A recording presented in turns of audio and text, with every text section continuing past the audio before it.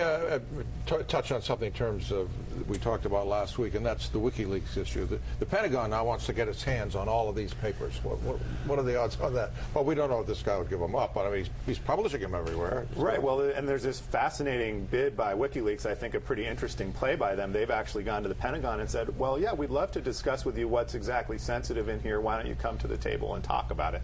I think the Pentagon is saying they haven't really been asked that, but that's what WikiLeaks is saying, which would put the Pentagon in a very awkward position because they, there's talk of prosecuting these folks. They don't want to be sitting at the same table with them going through page by page. Well, Admiral Mullen says they're putting lives at risk. I don't see it as such a difficult issue at all for the Pentagon. It's, it's our material. It's not yours. We're not going to negotiate with you. Well, but their materials may be in your newsroom as well. Well, it's okay. Should they come over and pick those up? Well, they can ask us for it. We won't give it to them, but they have every right to demand it. But if it's such a simple issue, but you don't negotiate it.